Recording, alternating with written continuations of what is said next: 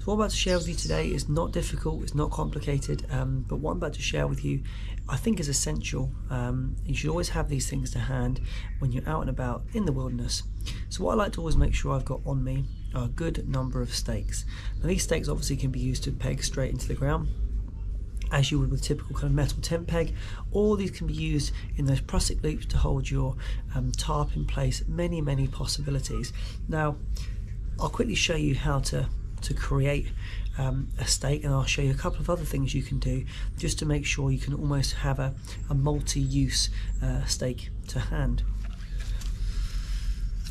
So a couple of stakes I've got here look quite straightforward. I'm simply taking a stick and I am just whittling down the end to a sensible point. I like to make sure I've got a good number of inches there so that it can drive into the ground and hold firmly in place. Again, a good length on that as well, just so you've got that available to you. Push as far into the ground as you need to, especially with softer ground at the moment because of the weather conditions.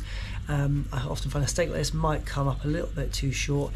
Equally, you can make it obviously out of a nice chunkier piece here, and just having that on board is really helpful. But what I'm going to do today is just show you what you can do with one of these as kind of a multi-use product. So I'm going to take my knife, obviously start to whittle down there, start to just take the shavings off, press as hard as you need to start to build that point in. Now I'm not going to do this all the way because you get the idea. I've shown you the process of how to do that. However, what I do find most useful is to build in a stop cut up here, carve in at an angle and get yourself a little lip here. Then what you can do is when you drive that stake into the ground, you can use this lip here as a tie-off point. Okay, once you've got your rope or guy lines underneath this, that's going to hold in place really nicely. It just gives you additional support.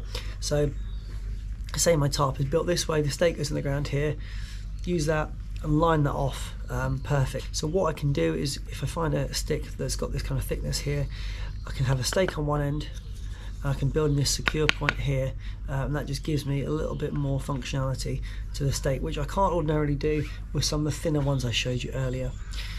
Hopefully you found that of some use. Like I said, it's not particularly technical or difficult, but I think it's very important that you should have this as part of your kind of essential kit to take with you to make sure a couple of stakes on board, and where you can, a couple of stop cuts, a couple of additional secure points I think are very beneficial to you.